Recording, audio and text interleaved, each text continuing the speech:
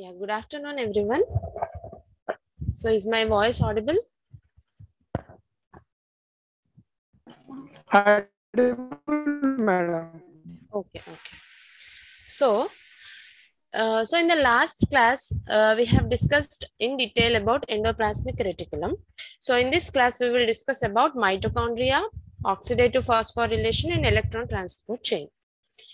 So, sorry. So, the mitochondria is a double membrane bound organelle, as we have discussed earlier. And this mitochondria is an organelle which is present in the cytoplasm of the eukaryotic cell. Okay. So what does this mitochondria name means? Mito means thread. Chondrion means granule.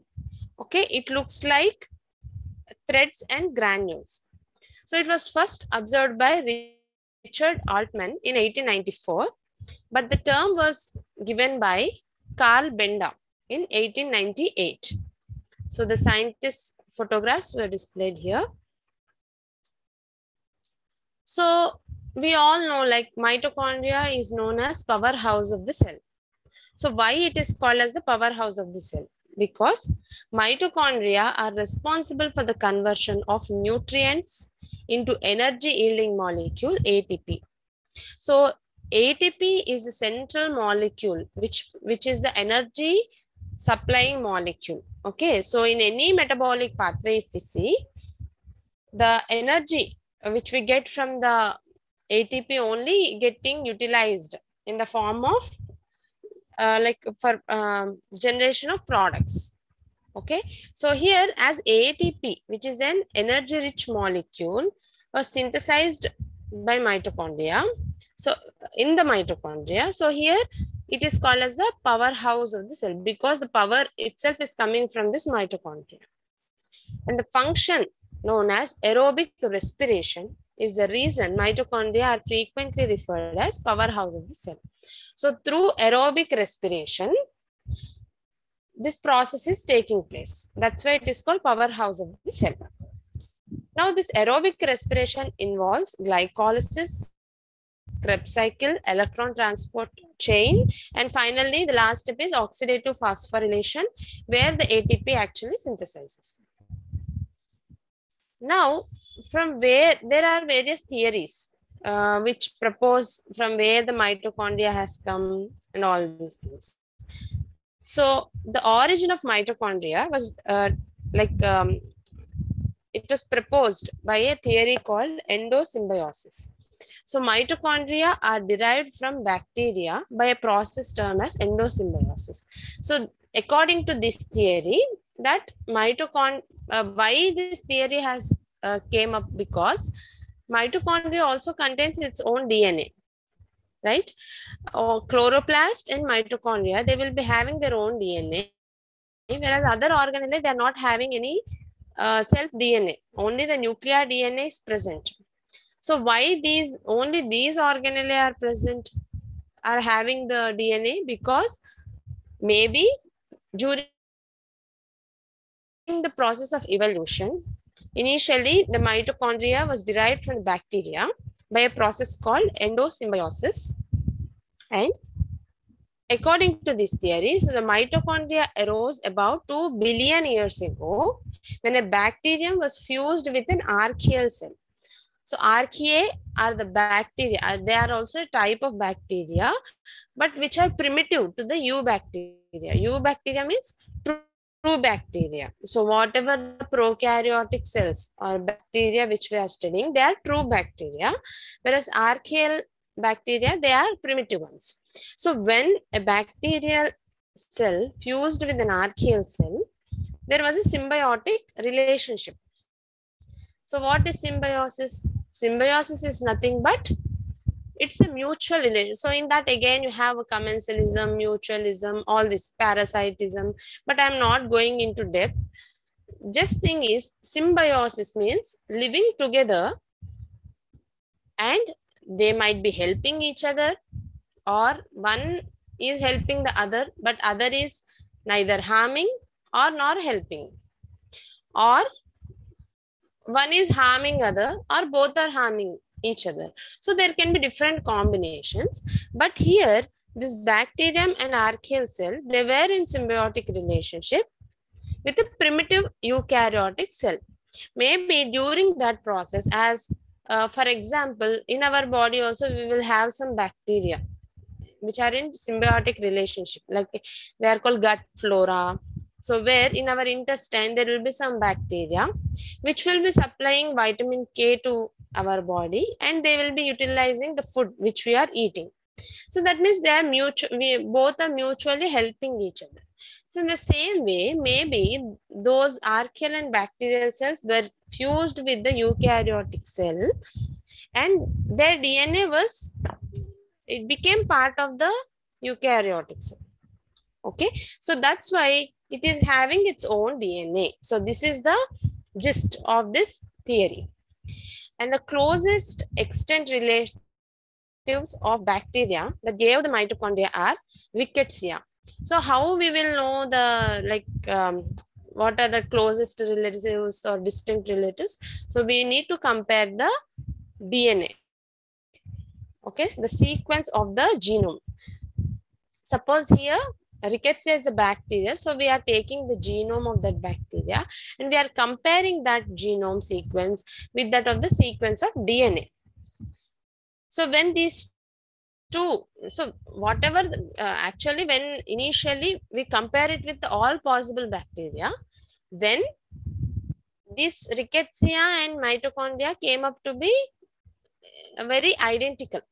Okay, so that's why we can call it as like closest relative. If they are not identical, they will be distant. Okay, so the first person to recognize mitochondria as descendants of endosymbiotic bacteria was Ivan Valen. So he was the scientist. Actually, he identified and he proposed this theory, endosymbiosis theory. So this is how the endosymbiotic theory. So first thing is the infoldings in the plasma membrane of an ancestral prokaryote gave rise to endomembrane components, including a nucleus and endoplasmic reticulum. So this is the first step you can call. So whenever the plasma membrane of the prokaryote, it started folding inside. Okay, and when the plasma membrane folds inside, the membrane which is present now on the outside can come into the inside of the cell. This is called endo. Endo means inside. Now this membrane became part of the various organelles like nucleus, endoplasmic reticulum. And in a first symbiotic event, the ancestral eukaryote consumed aerobic bacteria that evolved into mitochondria. That means the eukaryotic cell, it consumed, that means maybe through phagocytosis. Okay, so it engulfed the bacteria. Now what happens? The outer membrane, the cell is eukaryote, and within eukaryote there is a prokaryote, that is bacteria. Now this bacteria became mitochondria in the due process. Okay, and the third step is in a second endosymbiotic event, the early eukaryote consumed photosynthetic bacteria that evolved into chloroplast. So this is so as I told you, both chloroplast and mitochondria are having their own DNA. So both might have come from the endosymbiosis process only. So this theory explains the origin of both these mitochondria and chloroplasts. So mitochondria, how it has happened? When an eukaryote consumed aerobic bacteria, it became mitochondria. At the same time, when the eukaryote consumed photosynthetic bacteria, it became chloroplast. Okay, so like this, so it became part of the eukaryotic cell, and in the course of time, it became an organelle. So now, how the biogenesis of mitochondria takes place. So how they grow, means how they get their components. So they grow by importing most of their proteins from the cytoplasm and by internal synthesis of some proteins and replication of the genome. So here, though the mitochondria is having its own DNA, Still, it can synthesize only few proteins, but not all. So it has to again depend on the genomic DNA also. So it can synthesize some proteins and it will acquire some proteins from the cytoplasm, and the replication also takes place. So similar to cells, mitochondria divide and fuse with other mitochondria, maintaining their number in the cell. So as normal cells, they divide like through mitosis, meiosis, like that. Not exactly, but through the process of division, it will divide, and also it will fuse with the other mitochondria. So here there are two terms, fusion and fission. Fusion means when two mitochondria, two cells, they like join together, that is fusion. Fission is nothing but when the two cells separate from each other, that is fission. So both fusion and fission, they takes place in the mitochondria. So here mitochondrial fission, okay, you can see in the image first. So one mitochondria is getting divided into two. So this because of the in vitro experiments. Okay, in vitro means within the lab. And there are some proteins which were identified, which are involved in the process of fusion and fission. So we got a better understanding about these two processes. Okay, so this fusion, it like two mitochondria fuse together to form a large or enlarged mitochondria. Again, this can be divided into two separate mitochondria by fission. So this balance between fusion and fission is very important and critical. So this is called mitochondrial dynamics. So the balance between fusion and fission is a major determinant of mitochondrial number, length, and degree of interconnection. So definitely, because if fusion is more, what happens? Two mitochondria will become one. That means the number will decrease, right? If fission is more, the number will increase. And even length. If fission is there, the length will decrease. If fusion is there, all will form together and the length will increase. So like that, so all this number, length, and degree of interconnection, all this depends on the fusion and fission process. When fusion becomes more frequent than fission, the mitochondria become more elongated, because fusion means joining together. So one mitochondria will join together with other, like that it will get elongated and interconnected. Whereas a predominance of fission leads to the formation of more numerous and distinct mitochondria. So this is very important process. And if there is any dysfunction in mitochondria, it results in various neurological diseases, including Parkinson's disease. So we are all like, we might have heard all these names mostly, like Parkinson's, Alzheimer's. So they will usually get developed with the age, advanced age, but they are also inherited, like Alzheimer's, Huntington's, then Friedreich's ataxia, amyotrophic lateral sclerosis. So these all involve dysfunction of mitochondria. So this is the structure of mitochondria. So you can see first the outer membrane, then we have inner membrane. So within that we have intermembrane space, and you have a matrix here.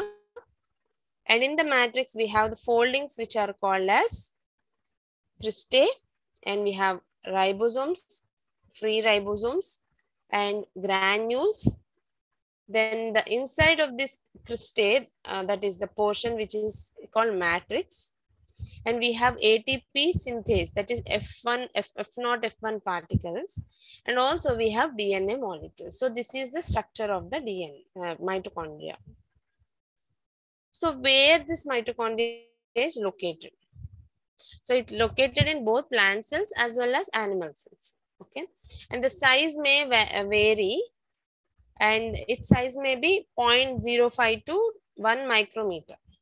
Okay, and the length also 1 to 10 micrometer long. So it's a bean shaped, but in fibroblasts we can see like a thread like structure. And the number, it depends on the type of type of the cell, size of the cell, and functional state. So the average liver cell consists of 1500 mitochondria, and whenever we do exercise, the mitochondria number will increase because we need more energy to be supplied. So like that, according to our state, physical state also, it will change. So what is the structure of mitochondria? So we have outer membrane, intermembrane space, inner membrane, cristae, and matrix. So first is the outer and inner membrane is composed of phospholipid bilayers and proteins. It is similar to the plasma membrane, which is having phospholipid bilayers. And the two membranes have different properties.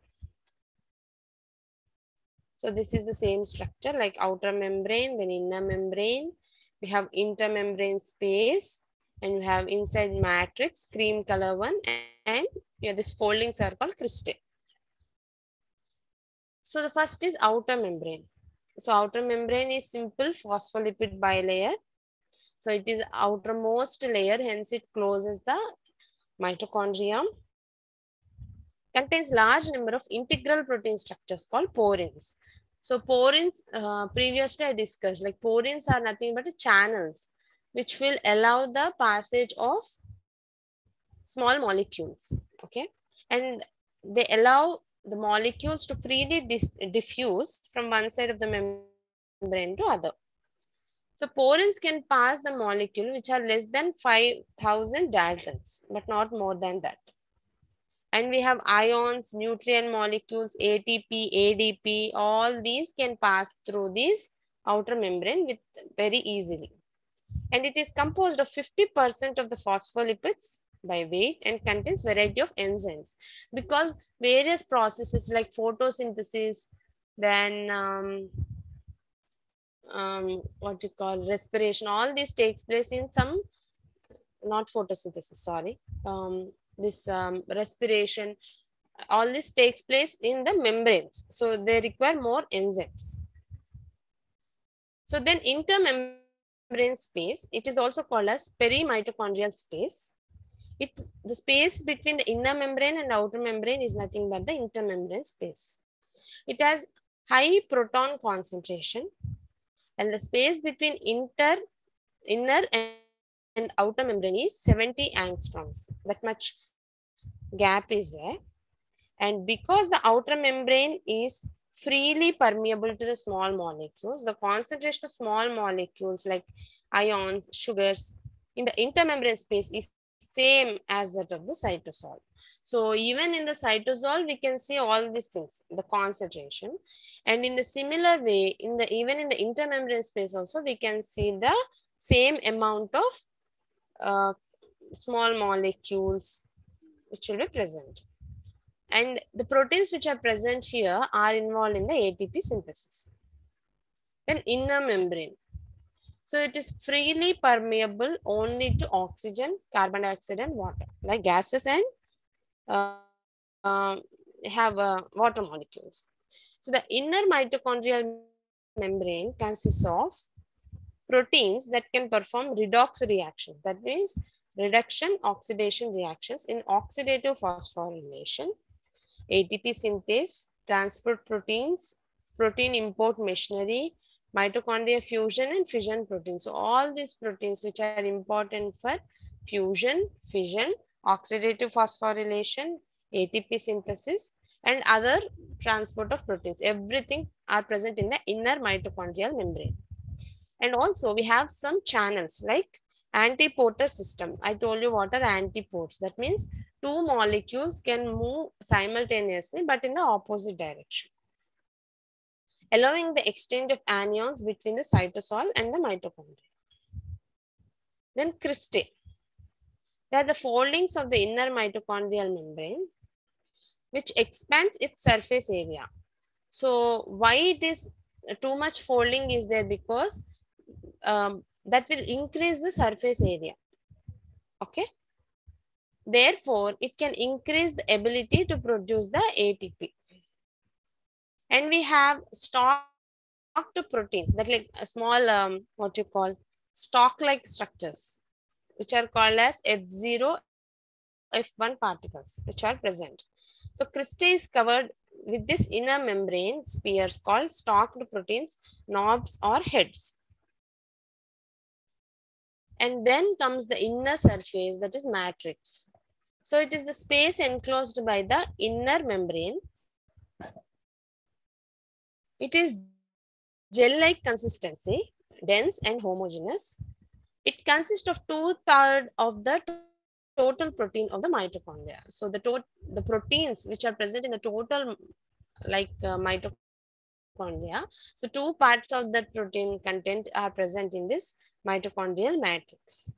And it contains enzymes, DNA, that is genome, then ribosomes, tRNA, granules, fibrils, tubules. So all these are present in the matrix.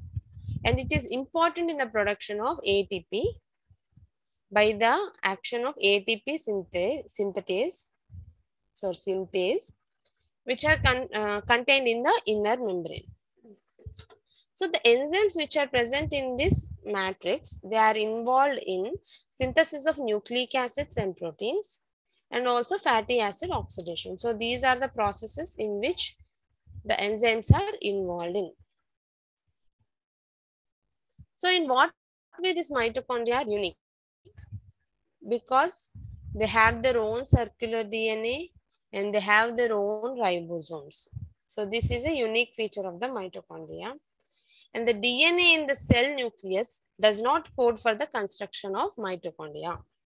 So mostly majority of mitochondria is what are the components are coded by the mitochondrial DNA itself. But very few proteins will be coded by this nuclear, that is nuclear DNA. But primarily this nuclear DNA is not involved in the construction of mitochondria. So now we will look into the mitochondrial DNA. So what are the characteristics? So it is small, double-stranded, covalently closed, circular molecule. It's a circular DNA. So this also resembles the bacterial DNA. Okay. And it occurs in multiple copies, not a single copy, and it has 16,569 base pairs. Mostly they will be attached to the inner mitochondrial membrane, and it stores biological information required for the growth and multiplication of mitochondria. And it encodes RNAs and proteins, which are essential for the mitochondrial function. So totally, whatever the components which are required for mitochondria, that will be encoded by this mitochondrial DNA. So it codes 2 rRNAs, 22 tRNAs, 13 mitochondrial membrane proteins, and can undergo replication and duplication, but not absolutely autonomous. It depends on the nuclear DNA. So that's what I was telling. Like, though majorly the mitochondrial components are synthesized by mitochondrial DNA, but absolutely, that means completely it cannot rely on its own DNA. So to some extent, it needs to depend on the nuclear DNA. So this is the difference between nuclear DNA and mitochondrial DNA. So here it is circular mitochondrial DNA and nuclear DNA is linear in nature, right? So here various enzymes which are required for the metabolism of mitochondria, that means the processes. So that enzymes will be coded by this mitochondrial DNA. So another important aspect is mitochondrial DNA is inherited maternally in most animals, including human beings. So mitochondrial DNA comes only from the mother. Fathers only give genes to their children, but mothers give both genes and cytoplasm through their egg cell. Since mitochondria are in the cytoplasm and reproduce themselves, they only get inherited from the mother. So is it clear? That means because when a sperm enters that means it fertilizes the egg, so all the contents of the sperm will be lost. Only the nuclear material, the DNA, will enter into the egg. Therefore, only genes from the father will inherit. But when it comes to the egg cell, it remains intact. So it contains all cytoplasm, DNA, everything. So this mitochondria are present only in the cytoplasm. Therefore, and they can replicate. So because the mitochondria which are present in the cytosol, so along with the cytoplasm, this mitochondria also get inherited to the next generation. So therefore, mitochondria are inherited only from the mothers. Hence, this pattern of mitochondrial DNA inheritance is called as maternal inheritance. Okay, so now in most of the cases, like for like maternal issues or for identifying children with the mother, so in such cases also this mitochondrial DNA can be useful in identifying the biological mother of the child. So the main functions that happen in mitochondria are aerobic respiration, that is mitochondria uses complex molecules and oxygen to produce high energy molecule which is called as ATP. And these mitochondria are more abundant in cell that contain lot of energy, okay, like in muscles. So that's why I'm telling, like during exercise, when we do exercise, the number of mitochondria will increase in the muscle.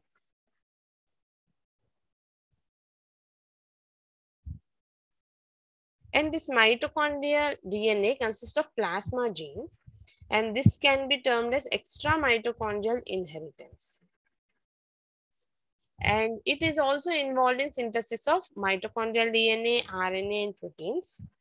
They bring gene expression through gene duplication, transcription, and translation. Gene expression here means not only replication, but mRNA and protein synthesis also together called as gene expression. And here 13 different polypeptides are synthesized from mitochondrial DNA in human beings. So what are the metabolic reactions that takes place in mitochondria and where does they take place? What is the site? So first is outer membrane, where the oxidation of epinephrine, degradation of tryptophan, elongation of fatty acids takes place. In inner membrane, oxidative phosphorylation takes place. In matrix, Krebs cycle, beta oxidation, detoxification of ammonia in urea cycle, and storage of calcium ions. So this is how it happens in the cytosol. So this glucose enters into the glycolysis, and in the glycolysis, if you know the pathway, ATPs will be generated, right? So then the remaining part will enter into the mitochondria, and after the glycolysis, the next step is formation of acetyl-CoA, from where again 6 carbon molecules from acetyl-CoA which enters the Krebs cycle and will get finally 6 carbon dioxide molecules. And then even the components of this glycolysis and Krebs cycle, everything enters into the electron, they act as electron carriers, and they enter the electron transport chain, and they finally produce the ATP. So ATP along with this electron transport chain, even in the Krebs cycle we get ATP, and in glycolysis also. And 6 oxygen molecules also will be supplied during electron transport chain, and we will get water molecules. Okay.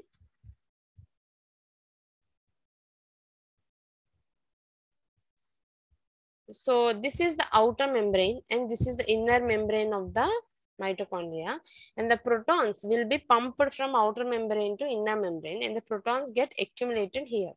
So this will generate, that means the proton concentration will be more in the inner membrane than the outside. So what happens? This generates a gradient. What is gradient means? A difference in the concentration. So here this NADH is getting converted to NAD plus, and these electrons will be carried through the electron carriers, and finally this oxygen gets reduced to water. So we will discuss in detail in the next step. And other functions of the mitochondria are production of heat, that is non-shivering thermogenesis. That means usually whenever we feel cold, our body gives the signal that it is cold outside. We need to increase the body temperature. So we start shivering. Our muscles starts shivering, and the heat will be generated and it will be like stabilized in the body. That is called homeostasis.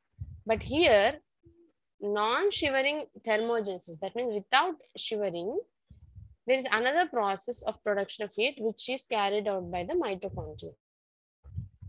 And the next is role in apoptosis. So this also gets involved in programmed cell death or apoptosis. And in synthesis of estrogen and testosterone, role in neurotransmitter metabolism, cholesterol metabolism, heme synthesis, and cellular proliferation. Then these are the positive things, like we have some mitochondrial disorders also. So mostly, as I told you, like mitochondria is inherited from the mother, even the disease also get inherited from the mother.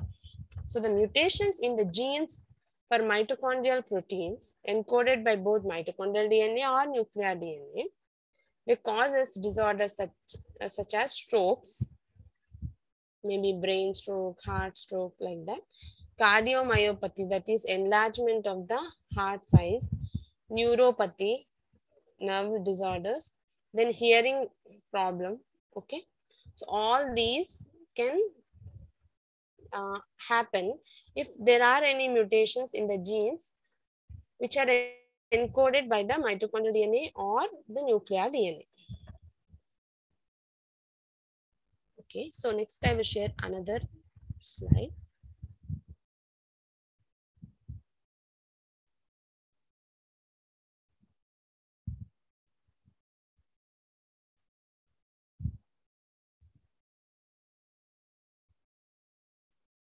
So that is about the general, what is the mitochondria, what are the functions, where it is located. So that is a general introduction. So now we discuss about the electron transport chain and oxidative phosphorylation. So electron transport chain is the fourth and final stage of aerobic respiration. So through electron transport chain, electrons are needed for the cellular activities, which is released in the form of ATP. So this electron transport chain is oxygen dependent process. I told you, like first step is glycolysis, then Krebs cycle, from where the like oxygen, carbon dioxide, and electrons will be supplied, right? So this electron transport chain is an oxygen dependent process which occurs in inner mitochondrial membrane. So here the energy rich carbohydrates like glucose, fatty acids, and amino acids undergo various metabolic reactions, right? So we have different metabolisms for all these things. And finally, in every metabolism, they get oxidized to carbon dioxide and water. And the reducing equivalents from various metabolic intermediates are transferred to NAD plus and FAD to produce NADH and FADH2. And this later to that is NADH and FADH2 reduced coenzymes, they pass through this electron transport chain. Okay, and or respiratory chain, and they get reduced to reduce oxygen to water. That means these hydrogen ions will be supplied to oxygen, so that oxygen will become water molecule. And the passage of electrons through electron transport chain is associated with the loss of free energy. And a part of this free energy is utilized for the generation of ATP from ADP and PI. So if you see anabolism or catabolism, it is nothing but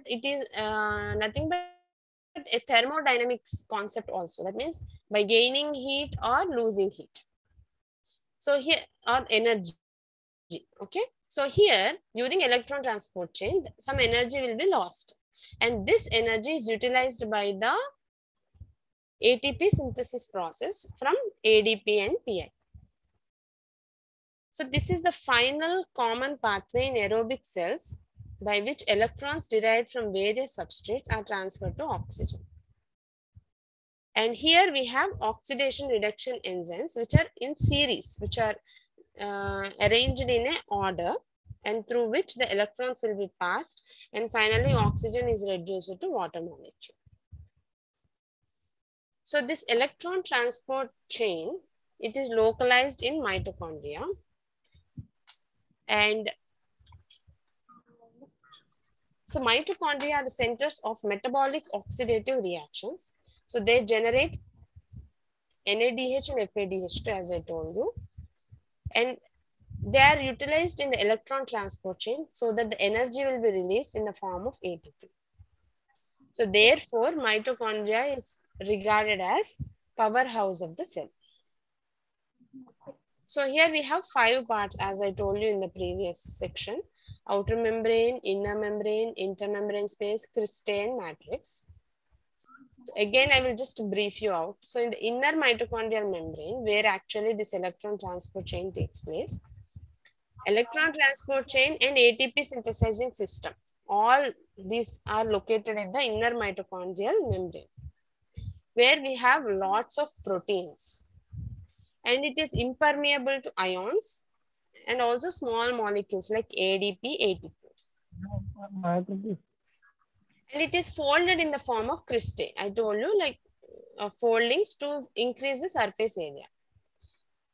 And this inner mitochondrial membrane possesses some particles. They look like lollipops. I told you, like stalks with a head or knob. F0, F1 particles. Okay. So the phosphorylating subunits, which are the centers for the ATP production. Then the mitochondrial matrix.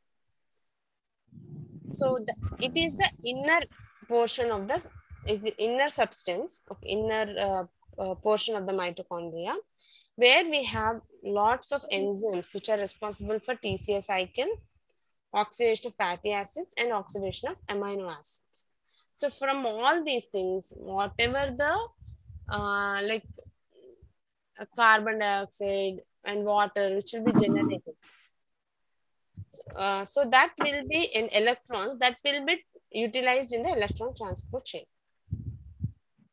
So how this electron transport chain is organized?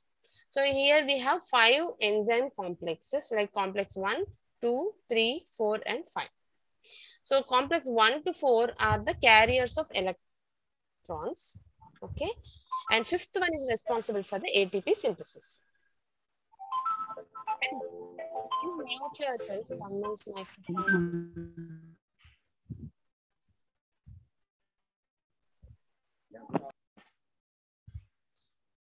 And so besides these enzyme complexes, there are some mobile electron carriers. So they are small. Here complex is nothing but it is a group of enzymes, okay, which will be forming a complex. But other than that, we have some free electron carriers which will be carrying these electrons from one complex to another. And these includes NADH, coenzyme Q, cytochrome C, and oxygen. And the complexes 1 to 4 and the mobile carriers all together, which are collectively involved in the transport of electrons, which combine with the oxygen to form water molecule. And most of the oxygen is supplied to the body is utilized by the mitochondria for the electron transport chain. So whatever the oxygen we are taking, so that is utilized by this mitochondria for the synthesis of ATP, that is for energy production.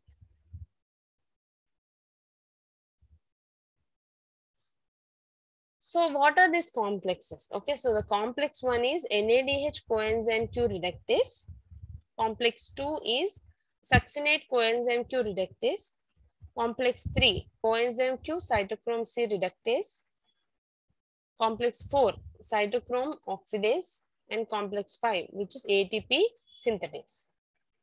These are the complexes. Apart from these complexes, there are 5 carriers also. Like nicotinamide nucleotides, that is NADH, NAD. Then flavoproteins, iron sulfur proteins, coenzyme Q and cytochromes. So these carriers are sequentially arranged and are responsible for the transfer of electrons from substrate to oxygen by combining with the protons. So I told you, like in between the inner and outer mitochondrial membrane, we have protons. So high concentration of protons. So that protons also get combined with the electrons here, and finally it forms with the water molecule. So what are the nicotinamide nucleotides? So of the two coenzymes, we have NAD plus and NADP plus derived from the vitamin niacin. Okay, B, vitamin B. And NAD plus is more actively involved in the electron transport chain. And NAD plus is reduced to NADH plus H plus by dehydrogenases with the removal of 2 hydrogen atoms from the substrate.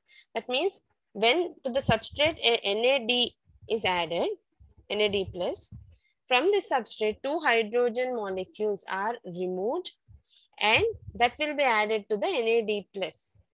So therefore it forms NADH plus H plus. So this action of this synthesis of NADH plus H plus is done by the dehydrogenases.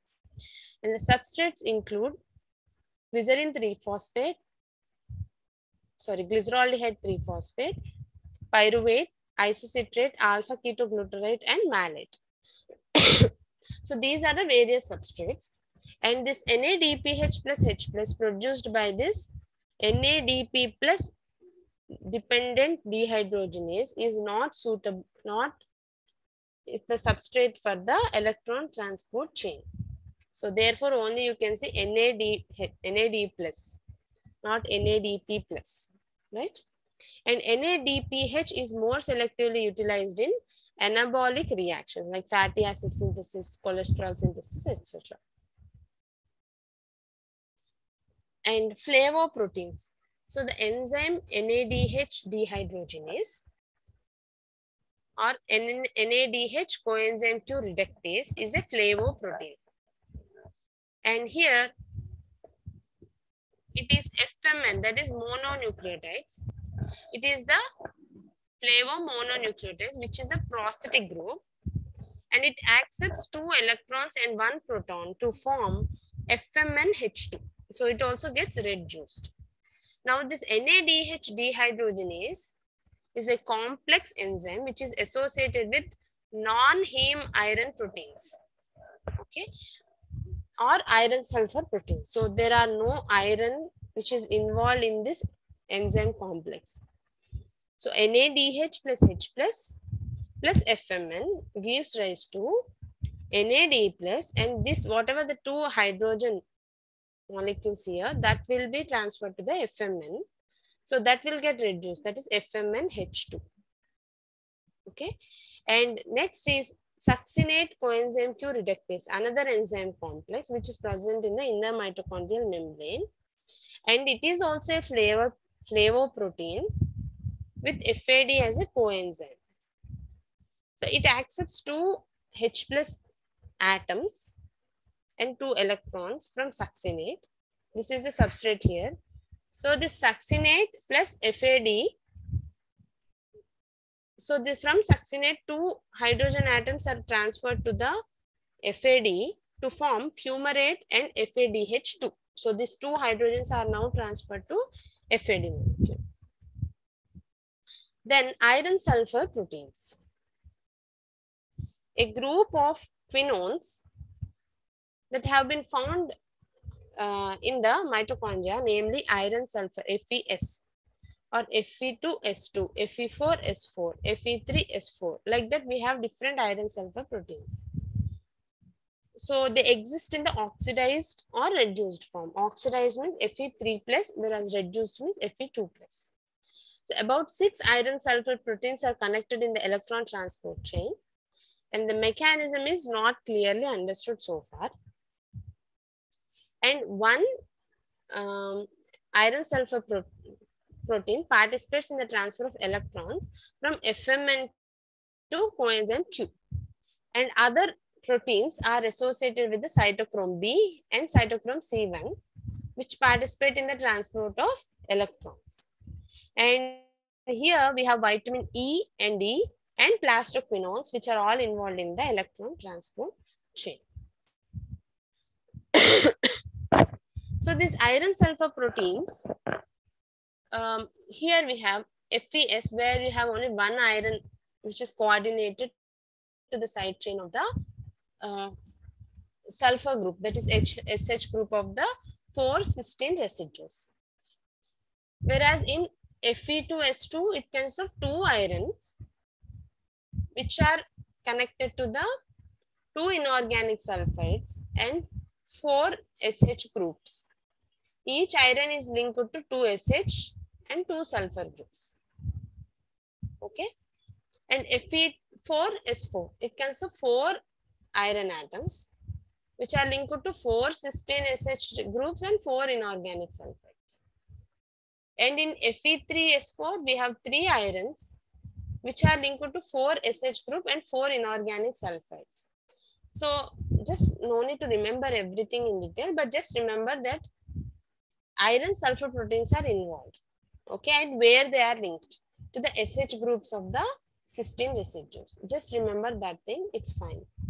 And each iron sulfur protein transfers only 1 electron at a time. This is important. So only 1 electron can be transferred at a time by iron sulfur protein. And the enzymes may have 1 or more combinations. Next is coenzyme Q. So this is also called as ubiquinone. And it is a quinone derivative with a variable isoprenoid side chain. So it will have the side chains, the functional groups, which are isoprenoid. And the mammalian tissues possesses a quinone with 10 isoprenoid units. So therefore it is called coenzyme Q10. And it is lipophilic electron carrier. So it is a lipid loving and it is an electron carrier. And this coenzyme Q is not usually found in the mitochondria. So the vitamin K performs similar functions as coenzyme Q in these organisms where this coenzyme Q is not present. Then cytochromes. They are conjugated proteins, consist of heme. And the heme group of cytochrome differs from that of hemoglobin and myoglobin. So we have the 2 other molecules which are containing heme, like hemoglobin and myoglobin. So hemoglobin carries the oxygen molecule, whereas myoglobin, it stores the oxygen molecule. So that is a main difference. So this heme group in the cytochrome is completely different from these 2. And the iron of heme in cysteine is alternatively oxidized and reduced, which is essential for the transport of electrons. This is in contrast with hemoglobin and myoglobin, where it will be completely in the reduced state in these 2. It won't switch over from reduced to oxidized or oxidized to reduced form. It will be constantly present in the reduced form. But here they are switching over to these 2 forms because they need to transport the electrons. And the cytochromes are identified by their characteristic absorption spectra. So when we use the UV spectroscopy, so each molecule will have its own absorption spectra. So the cytochromes also will have its own absorption spectra, and ferri cytochromes show diffuse and non-characteristic absorption spectra. So it will be somewhat different. And also it will exhibit the characteristic absorption bands called alpha, beta, gamma, Soret bands. Okay. And the cytochromes, which are characterized into different groups based on the light wavelength at which the alpha bands show its peak. So we have cytochrome A, cytochrome C, like that we have different types. So we will just have a brief look about what are the different types of cytochromes. So first is cytochrome C. It is largely available and best studied. It is a central member of the electron transport chain. It has intermediate redox potential, neither very strong, neither very weak. It is intermediate. And it is water soluble, loosely bound to the inner mitochondrial membrane. And we can, as it is loosely bound, it is easy to extract. Its absorption spectra in the reduced form is at 550 nanometer, 521 nanometer, and 416 nanometer. And in the oxidized form, it is 530 nanometer and 400 nanometer. And the iron content is around 0.38%. And heme is attached with a protein, which means by the means of two thioester linkages. Okay. So here the two sulfur molecules of two cysteines and apoproteins are also involved. And this cytochrome C is incapable of combining with oxygen or carbon monoxide. And it is made up of only one polypeptide chain with 104 amino acids in length. And the molecular weight may range from 12,400 to 13,000 daltons. And this NADPH, cytochrome C reductase, can easily reduce to cytochrome C. Then cytochrome C1. It is also similar to cytochrome C, but it contains an iron protoporphyrin. It's a complex.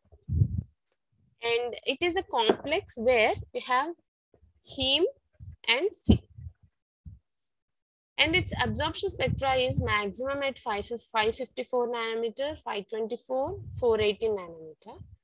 And it is also cannot combine with the oxygen, carbon monoxide. And the next one is cytochrome B, which is also a protoporphyrin complex along with heme B, but the apoprotein is different here. So here there are some flavoproteins and ubiquinones which are bound to the cytochrome B in the mitochondria. And here ferrocytochrome B has the maximum absorption at 563 nanometer, 530 nanometer and 430 nanometer. And it is thermostable and not easily extractable. And it does not react with the oxygen, carbon monoxide and CN. And normally its oxidation requires the presence of cytochrome C, cytochrome A and cytochrome A3. And next is cytochrome oxidase, that means cytochrome A and A3. So these are the part of the complex 4 of the electron transport chain. And both are identical type of iron porphyrin complex will be present. And they only differ in their electron affinity. Their affinity towards electron is different, and bioactivity. And one heme is located along the one copper ion, and this heme is called as heme A. And this cytochrome A, which is having this heme A, it functions as anaerobic oxidizing unit. The other heme is located along the second copper ion, which is called heme A3. Okay, this functions as the aerobic reducing agent. So the previous one is oxidizing agent, cytochrome A, and A3 is reducing agent. And the cytochrome A has absorption maximum of 605, 570 nanometer, and 440 nanometer, and A3 has absorption maximum at 600 and 445 nanometer. And cytochrome A does not react with oxygen, carbon monoxide, where cytochrome A3 is auto-oxidizable and forms compounds with CO. Then the next enzymes which are present are peroxidases. Peroxidases are the heme-containing enzymes found in bacteria, fungi, and animals. And based on the similarity of the sequence, there are two superfamilies. Fungal, plant, and bacterial peroxidase are more similar.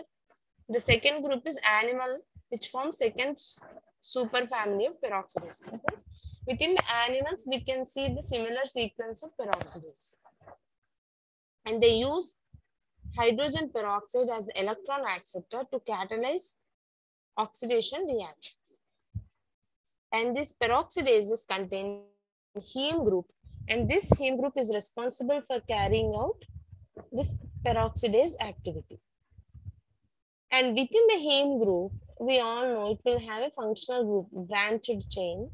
So here protoporphyrin ring is present and a central iron atom is present, which is in oxidized state. And a protoporphyrin is made up of 4 pyrrole rings, which are linked by methionine bridges with different side chains. Then catalases. So catalases are again here heme containing redox enzymes, and they are produced by all the aerobic organisms ranging from bacteria to human beings, and they convert hydrogen peroxide to water and oxygen. And they utilize hydrogen peroxide both as electron acceptor and electron donor. And this catalase catalyzes this reaction, okay, conversion of hydrogen peroxide into water and oxygen. And most catalases, they are tetramers with a molecular weight of 60 to 75 kilodalton. And each subunit consists of active heme group. And the stable structure of catalase is resistant to pH, thermal degradation, and proteolysis. So we have different classes of catalases. Monofunctional heme-containing catalase, that means only one function can be performed. Bifunctional heme-containing catalase, peroxidase, which are closely related to plant peroxidases. And third is non-heme manganese-containing catalases. Then the next one is Haemocyanin. It is called blue blood. That means hemoglobin. Because of the pigment hemoglobin, we are getting red color in our blood. So here, because of Haemocyanin, it will be blue in color. So they are copper containing dioxygen carriers responsible for dioxygen transport in mollusks and arthropods. And here they have high molecular weights and multiple subunits, and each subunit can have around 76,000 Dalton molecular weight and made up of 3 domains. So this dioxygen is bound to the active site of second domain, and there are 2 copper atoms with the oxidation state of +1. And here in the arthropods, this Haemocyanin binds to 1 oxygen molecule, and the structure of molluscan, where this Haemocyanin is different from that of arthropod, and even the molecular weight also changes, the subunits also will change, and oxygen binding capacity also will change. And the molecular weight of Haemocyanin is 290,000 Dalton with 2 copper atoms for every 50,000 Daltons. And one polypeptide chain can bind to 6 to 8 oxygen molecules. Okay. Then hemerythrin. This is also another carrier, and it is responsible in marine invertebrates. And here 4 different phyla of invertebrates like Sipuniculids, Priapulids, Brachiopods, and annelid worm Megillona. So they will usually consist of this hemerythrin, and it is an oligomer And the blood contains the octameric form, and it in tissues usually that will be in trimeric or tetrameric. So this octameric hemoerythrin consists of 8 subunits, which are similar to quaternary structure of myohemoerythrin, and it has different oligomers and 2 iron atoms which are bound to 5 histidine residues. So these are the various components of electron transport chain, and to study the model compounds involves structure determination. That means to know this, like nowadays synthetic complexes also getting like produced for the purpose of research. So here why we need to study them, this is for structure determination, how they look like, physical measurements, reactions of simple coordinate compounds. And it will, these models can give you a view of real system, and also actually we can compare this model, what are the findings we get from the model and from the real systems. So here essential and trace elements are required for animals, plants, and microbes. So they include sodium, potassium, calcium, magnesium, transition metals. And these elements are required for the biological process. Hence, they are called essential elements, which cannot be synthesized within the body. And trace metals occur in low concentration in animal and plant cells, and they are part of good nutrition. And high doses are toxic to the body and can produce deficiencies in other trace metals. So, for example, high levels of zinc, if we take, can result in the deficiency of copper. Then regulatory sodium, potassium, magnesium, calcium. So these are involved in various bioprocesses, as the cellular regulators are involved in nerve transmission. So maintenance of this permeability, cell permeability, osmotic pressure, and muscle contraction, cell division, growth, and enzyme activities. So everything requires these metals. Okay, so ions here. And even in blood coagulation system, then magnesium, calcium, zinc ions have structural roles. Then calcium is involved in bones, teeth, and other animal shells. And zinc, it has a structural role, and magnesium helps to stabilize the 3D structure of the DNA and RNA. And the other metalloenzymes, they catalyze several biological reactions. So what are these metalloenzymes? That means the enzymes which are associated with the metals.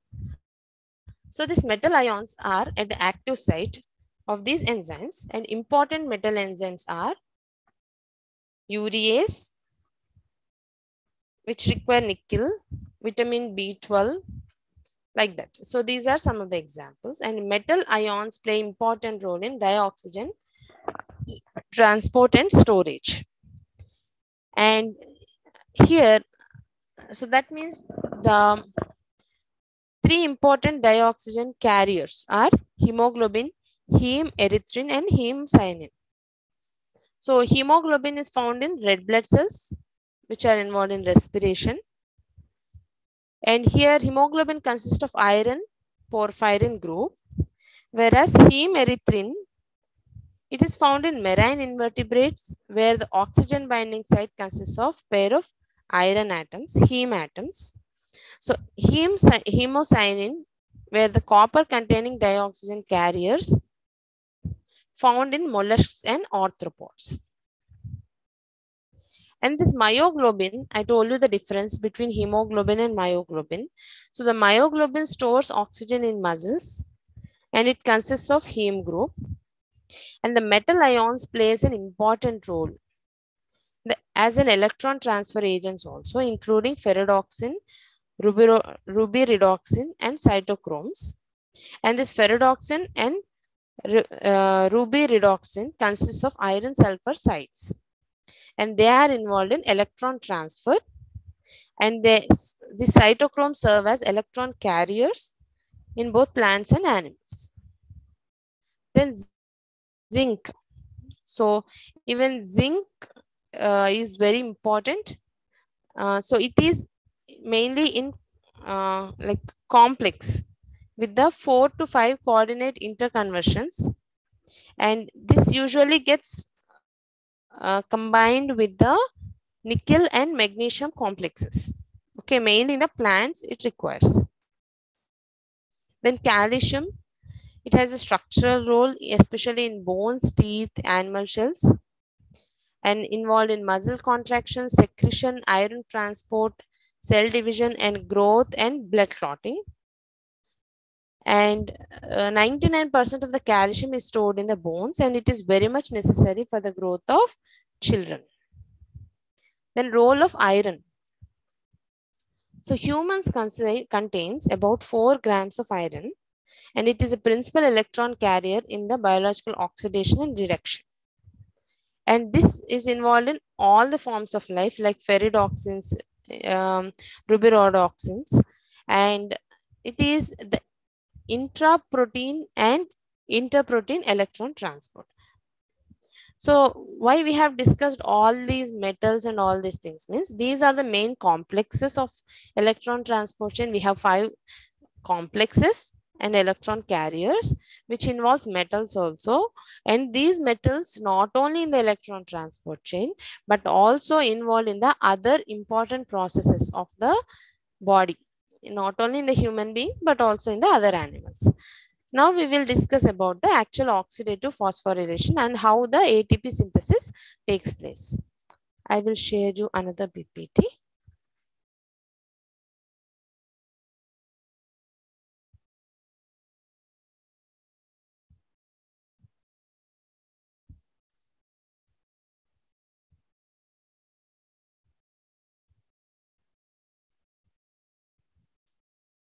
So I told you in the mitochondria, there is a respiration process takes place where the energy is derived from the reaction between H plus and O2, and the end product will be water. So the aerobic organisms, they capture greater proportion of free energy which is present of respiratory substrates, okay, than the anaerobic organisms. Anaerobic means oxygen is absent. Aerobic means when oxygen is present. So aerobic organisms can capture more amount of free energy. The objective of respiration is to produce ATP. And the energy is released from the oxidation reactions in the form of electrons. So these electrons, so first because of metabolisms, various electrons will be released. So these electrons are shuffled between the electron carriers to an electron transport chain. And finally, at the end, complex 5, this energy is transferred, it's converted to ATP. So what is a metabolism? Metabolism is a sum of anabolism and catabolism. So anabolism is nothing but it is energy utilizing process or synthesis of any molecules. Whereas catabolism is the energy releasing process, that is the degradation of the molecules. So the catabolism provides the building blocks and energy for anabolism. So these two are the interchangeable. So whatever the energy which is produced by catabolism is utilized by the anabolism. Again, whatever the end product of anabolism, that is degraded by the catabolism. So like that will take place. So these two processes together called as metabolism. So like this. So anabolism is nothing but energy available for work and chemical synthesis like movement, signal amplification, etc. Where this ATP which is degraded to ADP and PI, and the energy is utilized by the anabolism. Now you have ADP, and this food molecules which when degraded, that energy will be released, and that energy is utilized by ADP to form ATP, and this process is called catabolism. Now we discuss about oxidative phosphorylation. So it is the process by which the energy stored in the NADH and FADH2 is used to produce the ATP. So this is the oxidative step. So oxidative phosphorylation means two steps, oxidation and phosphorylation. In the oxidation, that is electron transport chain, this NADH plus H plus O2 to the oxygen. So here this NADH is getting oxidized to form NAD plus, and the hydrogen atom which is present, that is transferred to the oxygen molecule. Therefore, oxygen is getting reduced to form water molecule. In the same way, if FADH2 is involved, FADH2 plus O2 gives rise to FAD plus H2O. FAD is getting oxidized here. And then finally, the phosphorylation step where ADP is getting phosphorylated to form ATP. So this occurs in the mitochondria. So I don't repeat all the points, but these are called powerhouses of the cell, and it has the inner mitochondrial membrane where this actually electron transport chain oxidative phosphorylation takes place. So outer membrane consists of various enzymes like acetyl-CoA synthetase, glycerol phosphate dehydrogenase, and adenylyl kinase and creatine kinase are found in inner mitochondrial membrane. Intermembrane space, So in the outer membrane, we have acyl-CoA synthetase, glycerol phosphate dehydrogenase, and in the intermembrane space, we have adenylyl kinase, creatine kinase, and cardiolipin is present in the inner membrane along with the enzymes which are involved in respiratory chain, ATP synthase, and other membrane transporters. And here the matrix consists of the enzymes which are involved in TCA cycle, beta oxidation, and pyruvate dehydrogenase complex. So this is how it looks like. So where are the enzymes which are located? Okay, clearly mentioned here. Now in the electron transport chain, we have different complexes. So already I told you. So this is how it looks like.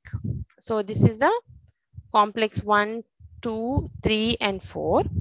So in the complex 1, so this is the intermembrane space. This is the mitochondrial matrix.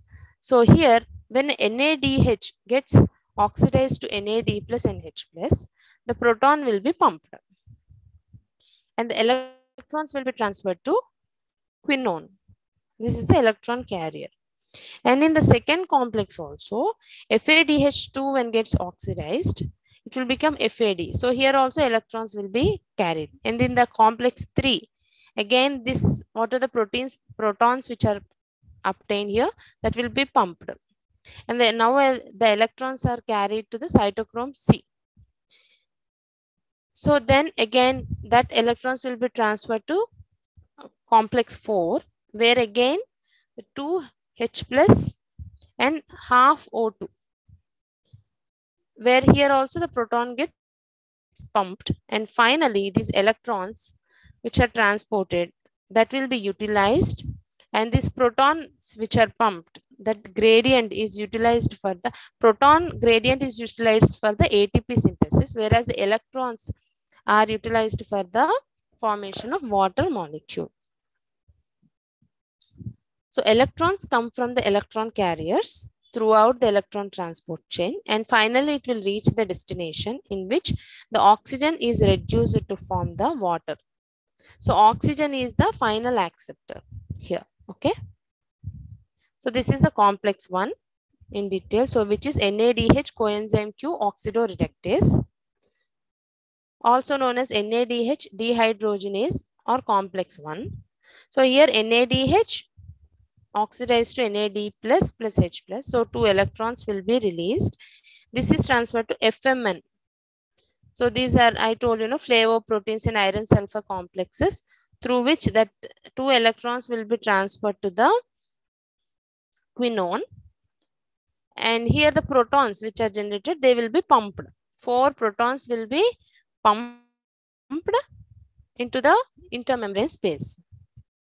So here the complex 1 in which NADH dehydrogenase get oxidized to produce 2 electrons, which first given to the flavin mononucleotide FMN, and then to the iron sulfur centers where 2 electrons will be transported, and the 2 hydrogen ions from the matrix and the bound to ubiquinone.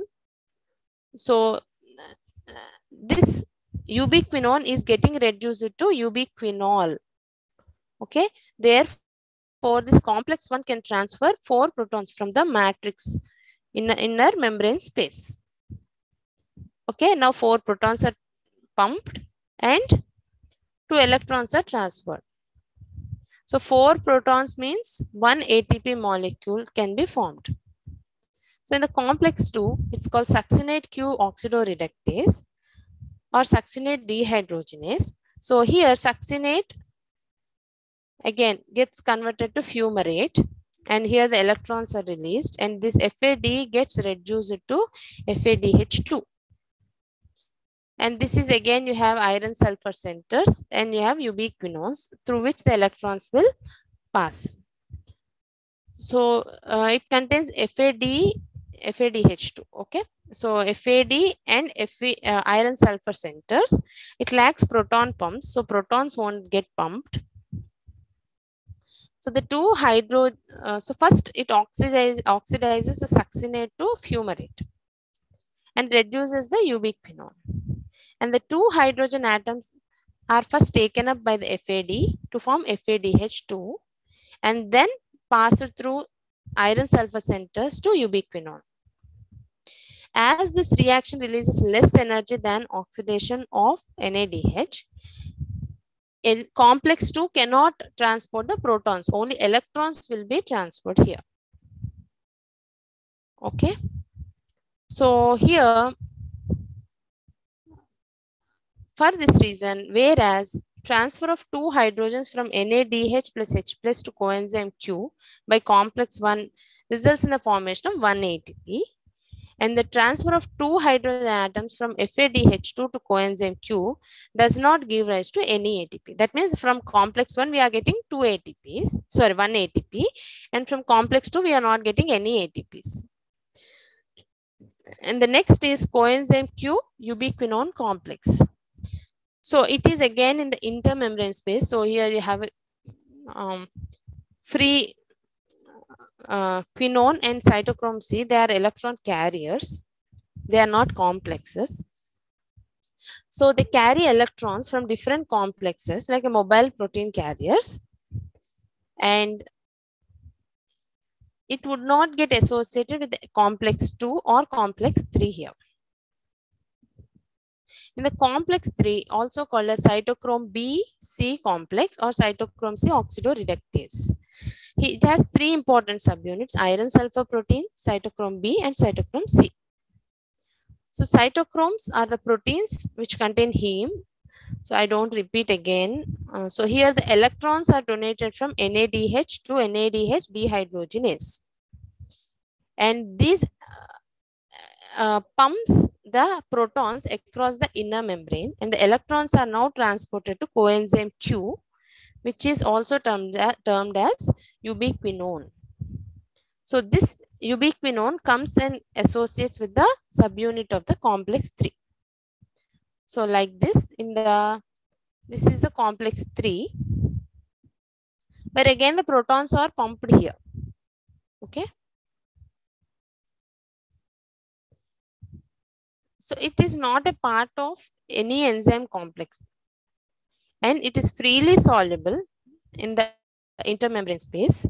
And the cytochrome C is a mobile protein which will travel in between the intermembrane space and binds to the complex 4, which is cytochrome oxidase.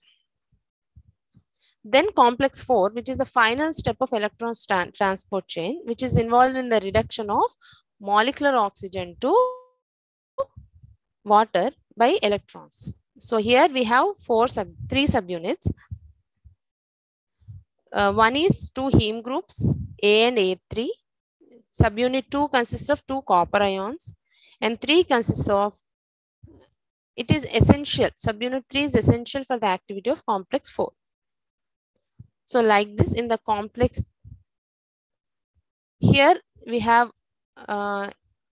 you can see like cytochrome C is transferring the electrons to cytochrome A, then cytochrome A3, then 2 electrons are transferred to the water molecule. So here we have molecular oxygen which is getting reduced to form the water, and here through this complex 2 protons are pumped here. Then cytochrome oxidase. This complex is with the transfer of electrons from cytochrome C to oxygen, which is the terminal electron acceptor, and it pumps 2 protons across the membrane. So therefore it generates a proton motive force across the membrane of the mitochondria. So finally, what is the thing? Like complex 1 is pumping 4 protons, complex 3 is pumping 4 protons, and complex 4 is pumping 2 protons. Okay, so the 4, 4, 2, 10. So these 10 hydrogen ions will go to the ATP synthase to produce the ATP. So that synthesis of ATP is by chemiosmotic theory. So this was proposed by Peter Mitchell, by which the mechanism of ATP formation takes place. Here, the transfer of electrons through electron transport chain, it releases energy, and these electrons from in the electron transport chain are taken up by the oxygen, and finally that will be reduced to water. And the free energy which is released, this is actually utilized in the form of protons. Okay, and this creates a electrochemical gradient across the inner membrane. That means in one side we have more protons, whereas on the other side we don't have that many number of protons. So the concentration gradient will form, and the energized state of the membrane as a result of this charge separation is called protein motive force, or PMF. So like this. So this is the ATP synthase complex. So where you have most of the protons are on the outer side. Okay, here we don't have inner membrane space, we don't have that many protons. So this is a proton pump in the electron transport system, so which will pump the protons. So here we have a motor which is F0 F1 particles, which are like we told like lollipops. So this is the F0 domain, which is a rotor, and here we have a stalk which is attached to F0 domain, and we have a F1 domain which is a catalytic head.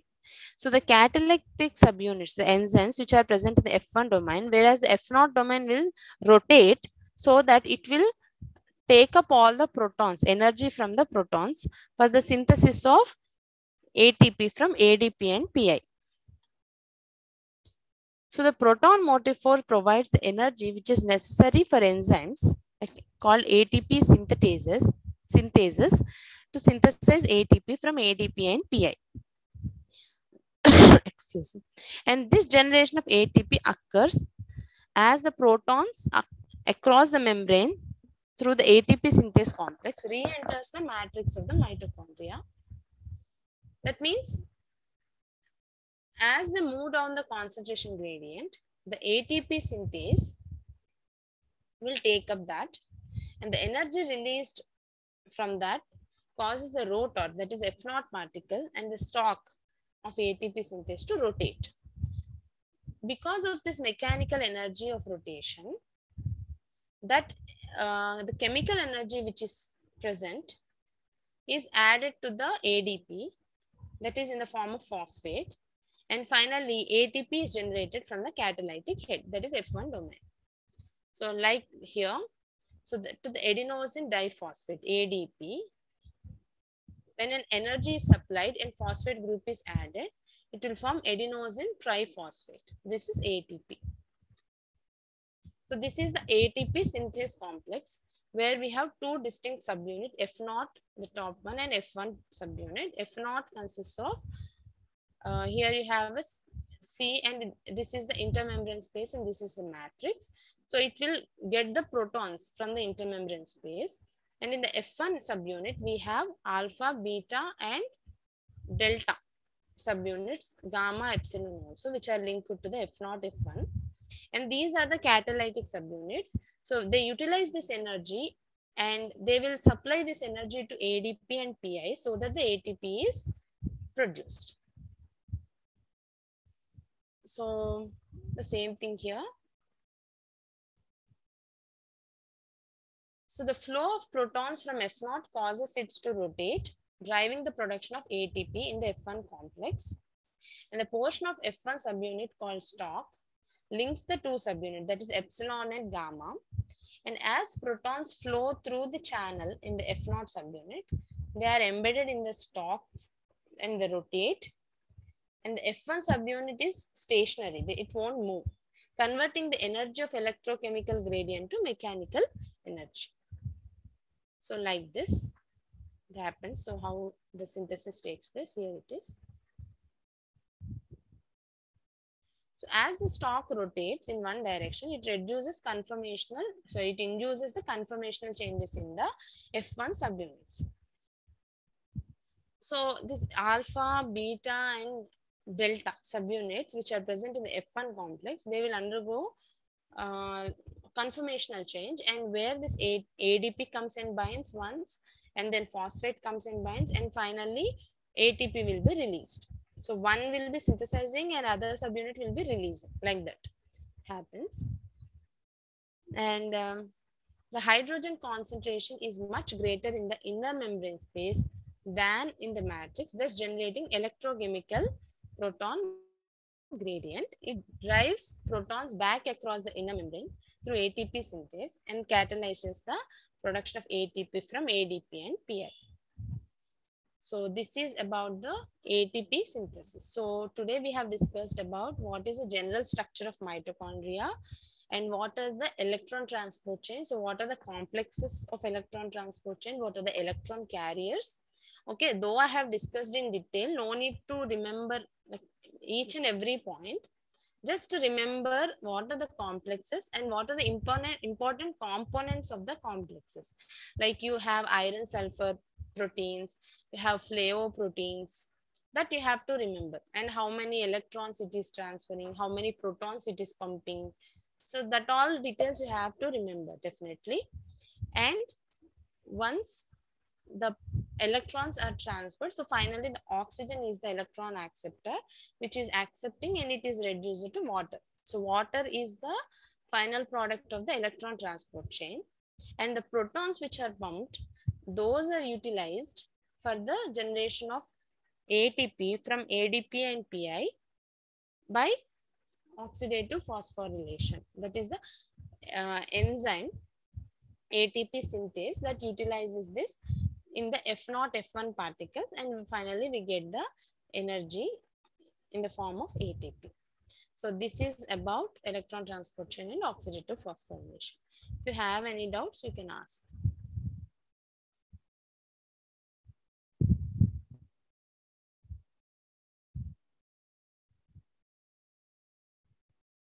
Okay, if there are no doubts, we will stop the class here and we'll continue tomorrow. Thank you, ma'am. Okay, thank you so much.